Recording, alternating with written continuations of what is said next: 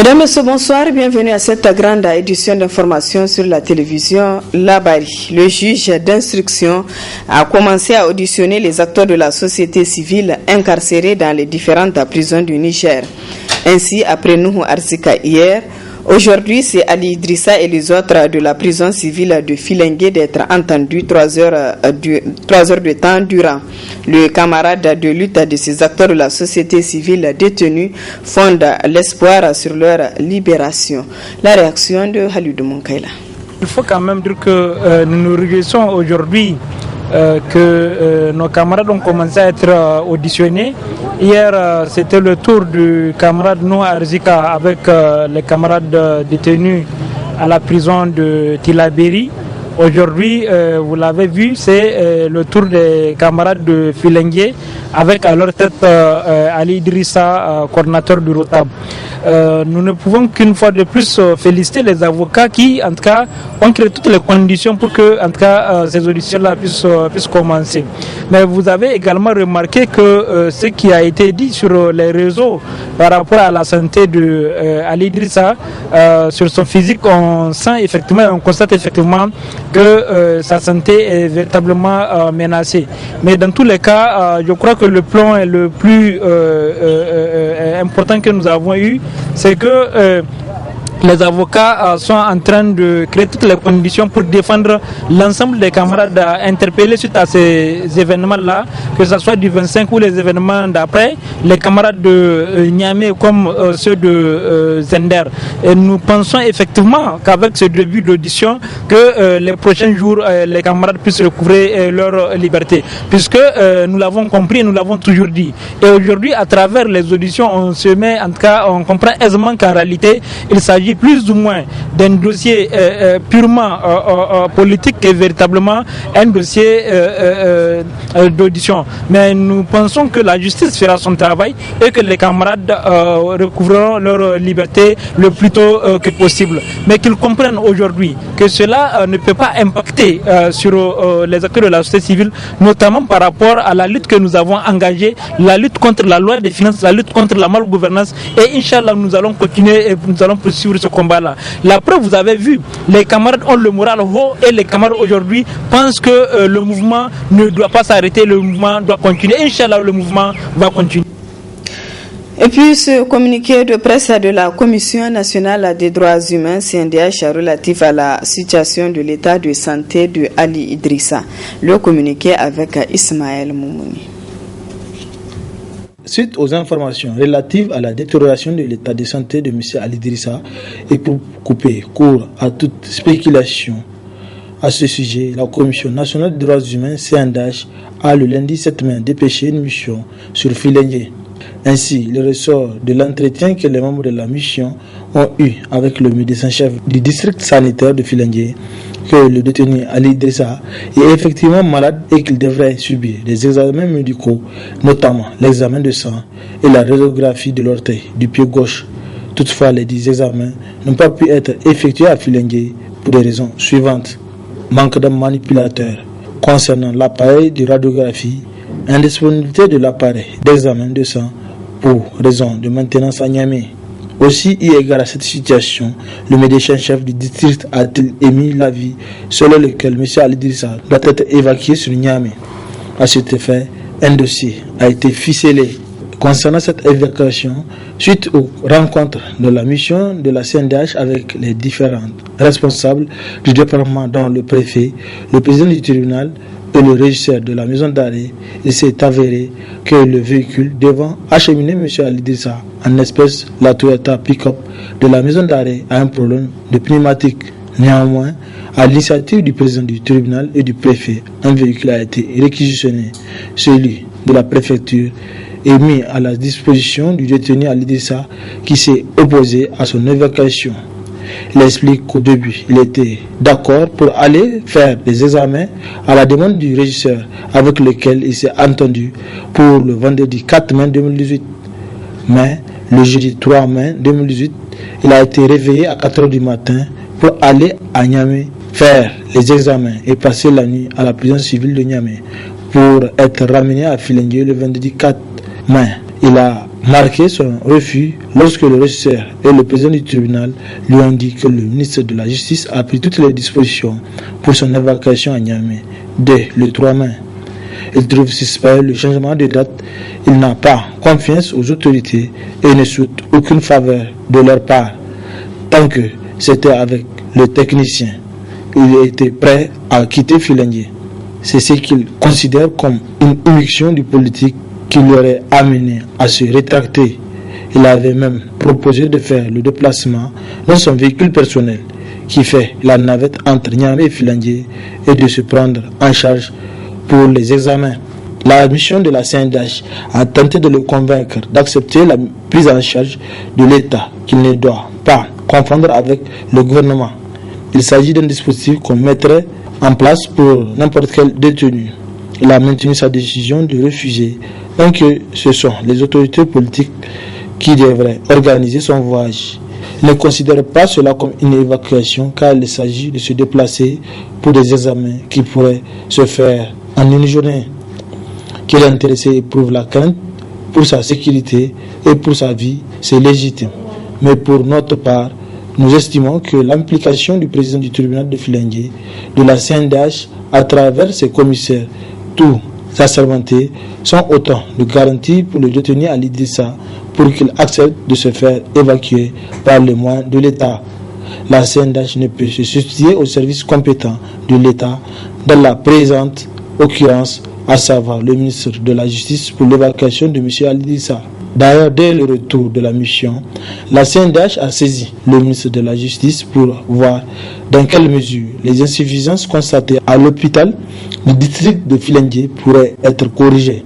Le mercredi 9 mai déjà, le ministre de la Justice a informé la CNDH que les dispositions ont été prises pour le contrôle de la glycémie sur place à Filengue. Fait à Niamey, le 15 mai 2018, le président de la CNDH, professeur Khalid Ikri.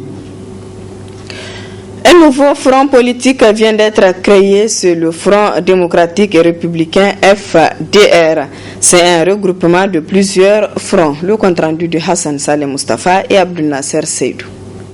4 structures, dont 3 politiques et une de la société civile, à savoir le Front de l'opposition indépendante FOI, le Front pour la restauration de la démocratie et la défense de la République FRDDR, le Front des partis non affiliés pour une alternance démocratique FPN-AD et le cadre de concertation et d'action citoyenne de la société civile ont décidé d'unir leurs forces pour défendre les acquis démocratiques au Niger.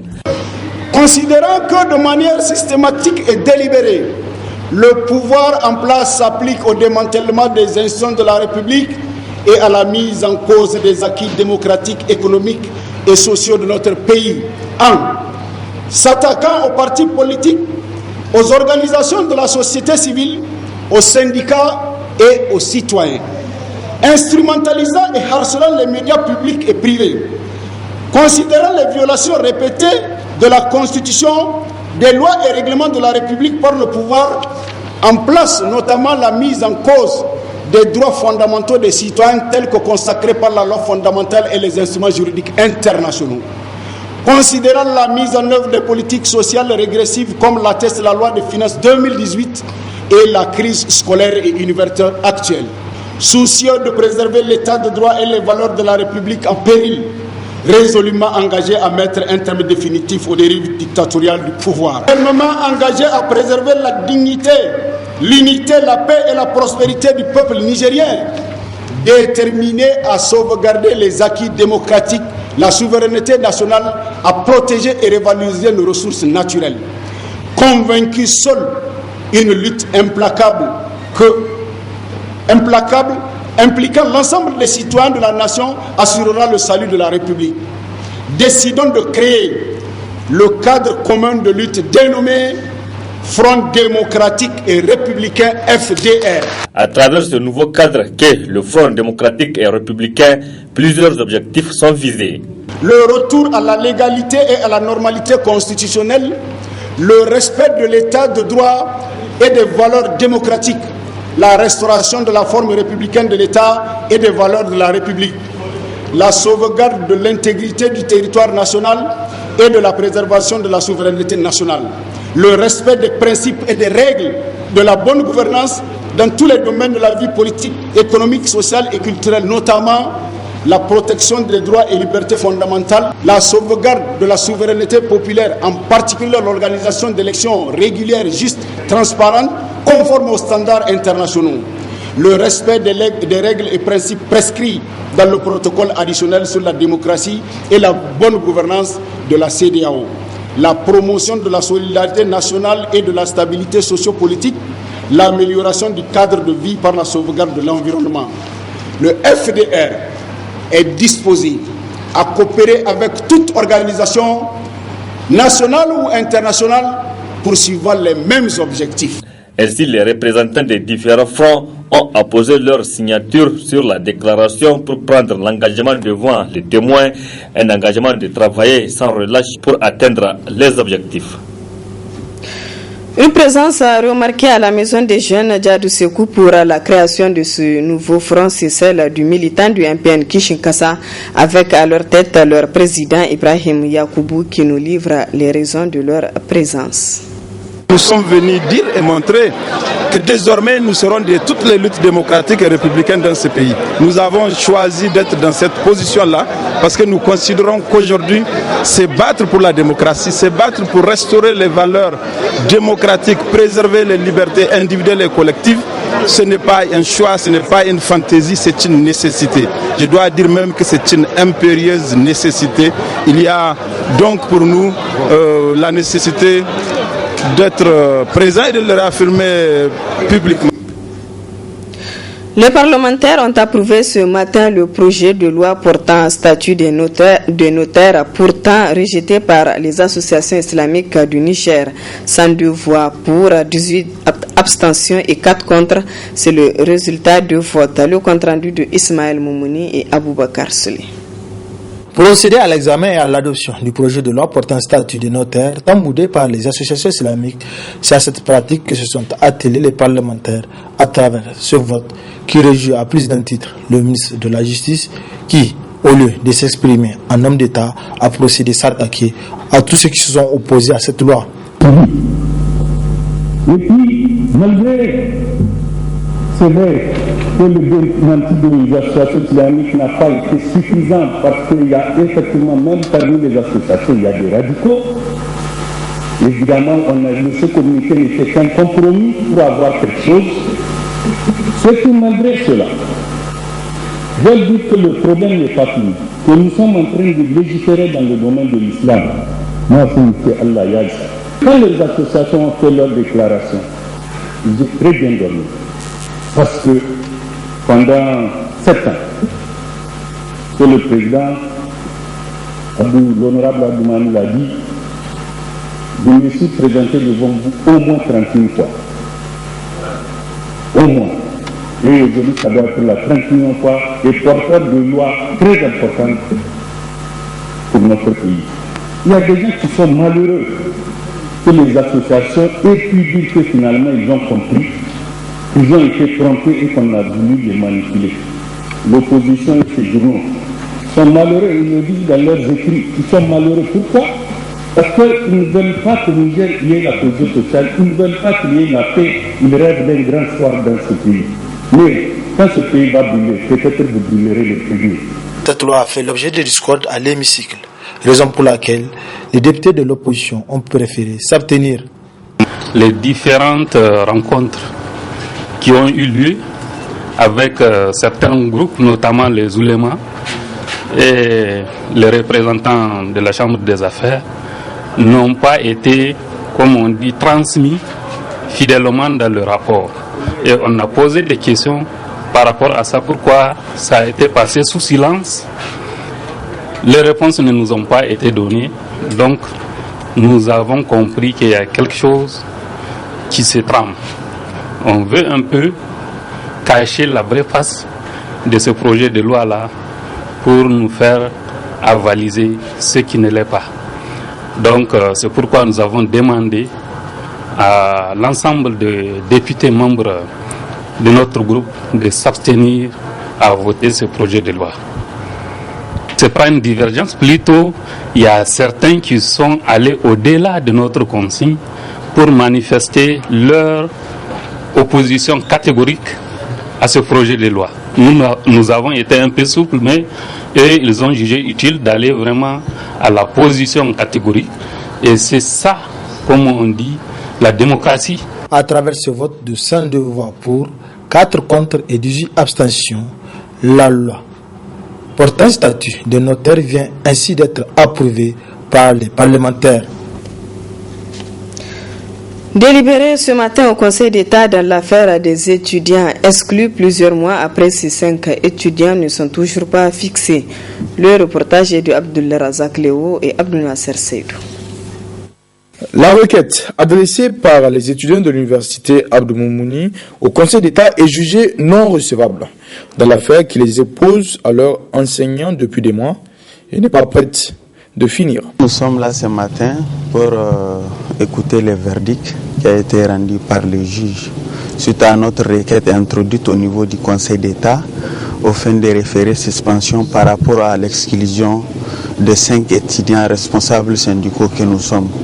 Donc nous sommes venus, nous avons écouté en tout cas la lecture du verdict, une lecture très laconique qui consiste tout simplement à dire que notre recours est déclaré irrecevable.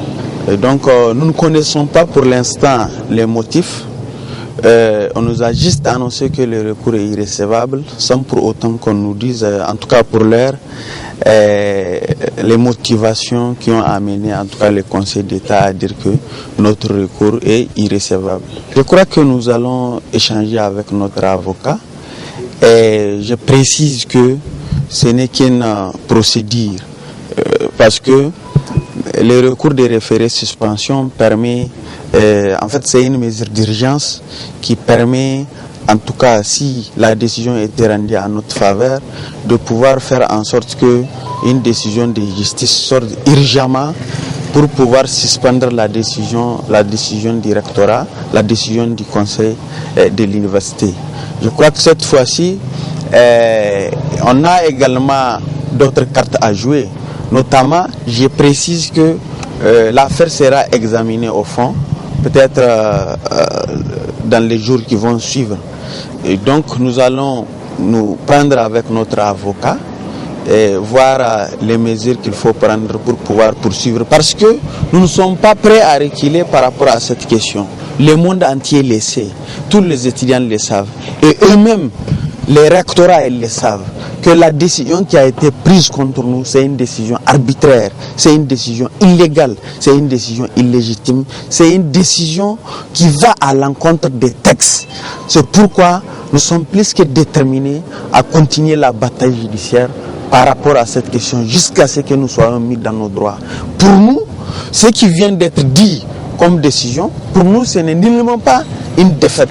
Au contraire, ça va davantage nous galvaniser à aller dans les fonds de l'affaire pour que les fonds soient examinés et que, Inch'Allah, justice soit faite par rapport à cette question. Pour rappel, ils sont 5 étudiants à être exclus de l'université Abdou Moumouni.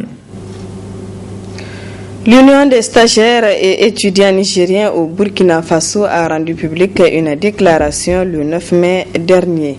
La teneur de cette déclaration avec le secrétaire général de l'Union, Jibril Ardo. Le comité exécutif condamne l'exclusion de certains camarades de notre structure sœur l'UNO, condamne les arrestations des camarades suite aux manifestations du 18 avril et exige leur libération sans condition. Déplore la suspension des négociations entre le comité directeur et les autorités nigériennes.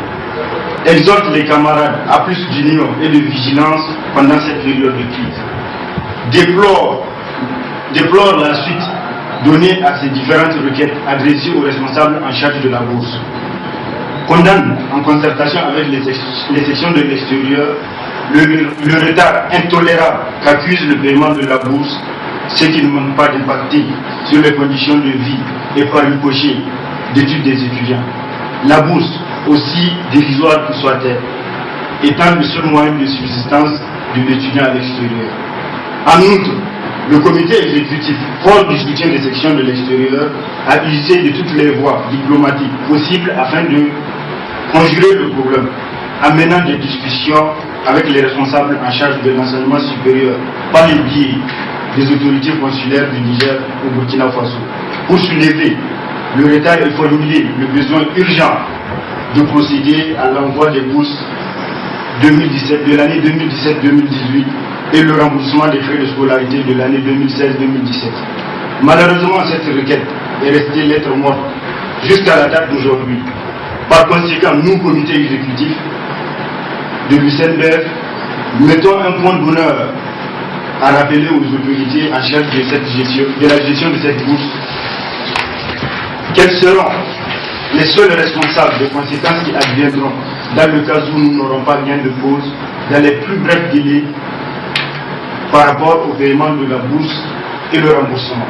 Pour finir, le comité exécutif de l'UCNBF souhaite une bonne résolution de cette crise scolaire pour un dénouement heureux de la situation et profite pour souhaiter un bon mois de Ramadan à tout le peuple nigérien. Prie Dieu, le Tout-Puissant, pour que la paix et l'union règnent dans notre très cher pays. Le service d'aide médicale d'urgence SAMU organise depuis ce matin une formation au profit des journalistes. Objectif, former ces hommes des médias sur le secourisme afin de sauver des vies. Le compte-rendu de Nafissa Yahya et Aboubakar Souley. Initiée par le service d'aide médicale d'urgence SAMU, cette formation à l'endroit des journalistes vise à former ces hommes de terrain sur les premiers gestes de secours à entreprendre en cas d'urgence. Cet atelier rentre dans le cadre de nos activités programmées pour l'année 2018 et de temps en temps, on organise des formations au premier secours à un certain nombre d'intervenants sur le terrain, et notamment les chauffeurs de taxi, certains transporteurs.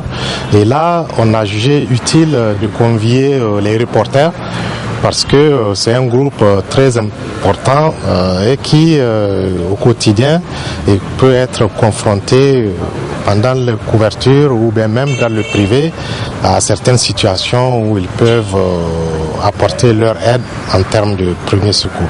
C'est un atelier qui verra la participation d'à peu près 40 personnes. Le deuxième objectif, c'est d'habituer tous ces professionnels à la notion de chaîne de secours. Parce que vous savez qu'il y a plusieurs services qui interviennent dans le secours, notamment les sapeurs-pompiers, notamment le SAMU et aussi la police secours, et qui sont appelés quotidiennement par plusieurs personnes sans que cela ne se fasse de manière optimale.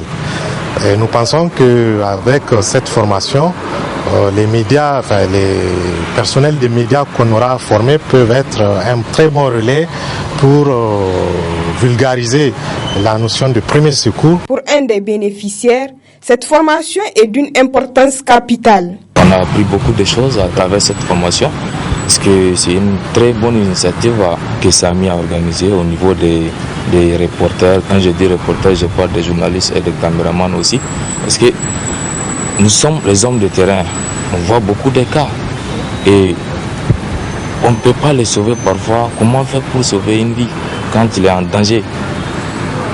Et je crois que SAMU a bien réfléchi d'organiser cette formation parce que ça va nous permettre, en tant qu'hommes de terrain, de sauver plusieurs vies et surtout en cas d'accident, surtout en cas d'accident ou en cas de manifestation, tu vas voir, il y a des gens qui sont tombés par terre, mais on n'a pas de formation, on ne savait pas comment on va les sauver, comment sauver ces gens-là qui sont en danger. Mais à travers cette formation, je crois qu'on va beaucoup apprendre. Cette formation qui se poursuivra jusqu'au 16 mai 2018 permettra sans nul doute à ces hommes de terrain d'acquérir des connaissances en secourisme afin de sauver des vies.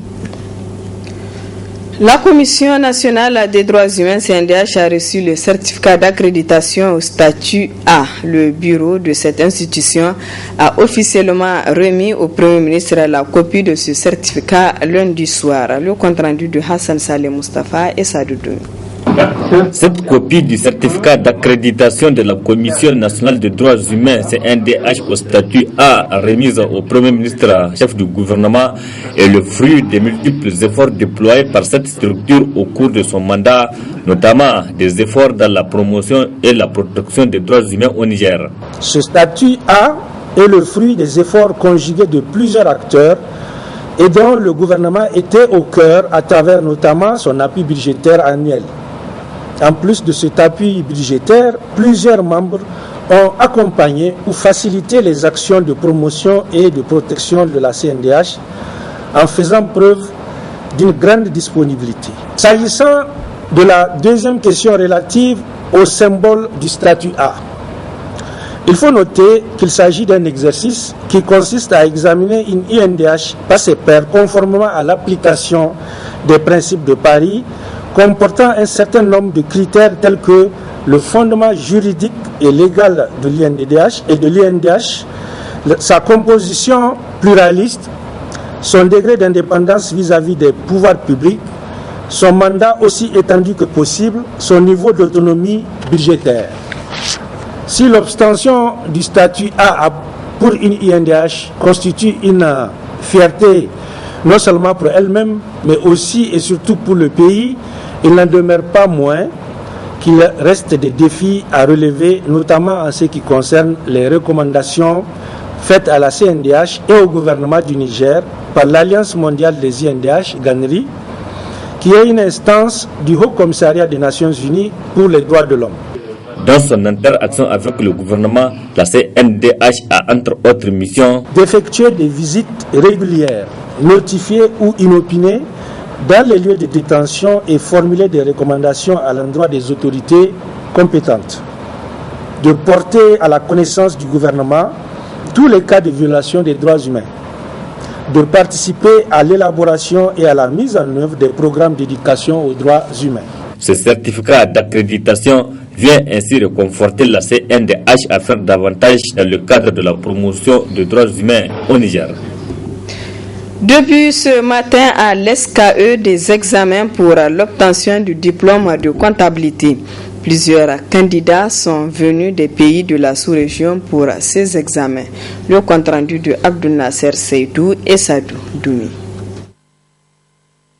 Ils sont des centaines d'étudiants venus du Burkina Faso, Côte d'Ivoire, Bénin et du Niger à subir ces examens pour l'obtention du diplôme de comptabilité de gestion de l'INTEC de Paris, France et de la licence des sciences techniques comptables et financières de l'École supérieure du commerce et d'administration des entreprises SKE Niger. Ce diplôme, comme je le dis toujours, jouit d'une triple reconnaissance. Reconnaissance de l'État du Niger, puisque nous sommes au Niger. Reconnaissance du CAMES qui recoupe à peu près une vingtaine de pays et d'universités, et reconnaissance surtout de l'État français qui confère une valeur ajoutée énorme à ce diplôme et permet à ceux qui l'obtiennent d'aller rapidement au diplôme d'expertise comptable, diplôme français. Je dois le préciser que l'SKE de Niamey, je dis bien l'SKE de Niamey, est la seule école supérieure qui bénéficie de cette reconnaissance-là au niveau de l'État français, donc au niveau de l'Europe et du Canada. C'est ce qui fait que ces étudiants du Bénin, de la Côte d'Ivoire, font ces milliers de kilomètres pour venir chercher ce diplôme-là, qui est le seul reconnu au niveau de toute l'Afrique francophone. Il faut le préciser. Vous ne verrez jamais un Ivoirien faire des milliers de kilomètres pour venir chercher un diplôme en chocolat. Ce n'est pas possible. Ils viennent chercher un diplôme qui leur donne une valeur ajoutée et qui leur permet d'aller rapidement au diplôme d'expertise comptable. Un diplôme reconnu par l'État français. C'est véritablement pour moi une joie d'être parmi vous aujourd'hui. Vous avez signalé que vous venez tous non seulement du Niger mais des pays de la sous-région, ce qui rend encore plus important cette journée, qui souligne le rôle important également de l'SKE ici au Niger. Et moi je ne voudrais que renouveler mes encouragements pour que cette épreuve, qui est toujours une difficulté, vous arriviez à la fois à la surmonter. Cette épreuve est aussi une étape vers votre formation, vers votre futur professionnel, et je formule tous les vœux pour que cette épreuve dans le futur soit à la fois un bon souvenir Et puis la première étape vers de nouvelles marches que vous aurez à cœur de gravir avec vos futurs collègues dans les entreprises. Après cette vague pour la licence, d'autres suivront en mai prochain pour le master en comptabilité, contrôle, audit qui leur donneront droit au stage en expert comptable français. Comme quoi, l'SKE, c'est la référence au Niger. L'Association des professionnels africaines de la communication APAC Niger, avec l'appui de l'ambassade des États-Unis d'Amérique, a organisé ce matin à la Maison de la Presse une conférence publique sur le thème « Accès des femmes à l'information, opportunités et défis ». Le résumé de cette conférence publique. L'accès à l'information est inégalitaire dans notre société car les femmes, en raison de leurs conditions socio-économiques et des barrières culturelles, ont des difficultés à trouver la bonne information, celle qui peut faciliter son autonomisation économique et sa participation politique. C'est pour aider à briser ces barrières que l'Association des professionnels africains de la communication, avec l'appui de l'ambassade des États-Unis d'Amérique, a organisé cette conférence publique. L'importance de l'accès à l'information pour les citoyens et citoyennes n'est plus à démontrer, dans la mesure où une personne qui dispose de la bonne information peut prendre des décisions éclairées, susceptibles d'améliorer ses conditions de vie. L'accès à l'information contribue aussi à la jouissance des droits humains fondamentaux. Le droit à l'information est un des éléments clés de la citoyenneté, je l'ai dit plus haut. C'est pourquoi améliorer l'accès à l'information des femmes, c'est favoriser leur accès à la sphère publique afin qu'elles puissent faire entendre leur voix de manière intelligible et soutenue. C'est le lieu de dire que toutes les fractures et barrières qui empêchent les femmes d'accéder à l'information doivent être levées, car comme le dit l'adage, celui qui a l'information a le pouvoir. Et ce pouvoir ne devrait pas être uniquement détenu par les hommes. L'ambassade des États-Unis d'Amérique reconnaît l'importance de l'accès à l'information pour la femme, d'où son appui pour l'organisation de cette conférence. L'ambassade des États-Unis au Niger continuera à plaider pour la cause d'une presse libre et pour l'émergence d'un corps de journalistes professionnels hautement qualifiés et formés, qui adhèrent à l'éthique, aux règles de référence à leur métier. Nous resterons résolument engagés aux côtés du Niger tant qu'il continuera à assurer la promotion de la liberté de la presse. Nous continuerons à travailler avec le gouvernement et le peuple du Niger pour ouvrir l'espace de liberté, protéger les médias et les aider à devenir meilleurs dans leur travail. Nous continuerons à appuyer les femmes journalistes qui doivent souvent faire face à des barrières importantes dans l'accomplissement de leurs tâches. La présente conférence publique permet de poser le débat sur les obstacles qui se dressent contre les femmes dans leur quête d'information, mais également les opportunités que les médias traditionnels et sociaux leur offrent en termes de capacité et de pouvoir. Voilà, mesdames et messieurs, ici prend fin ce journal. Merci à vous de l'avoir suivi.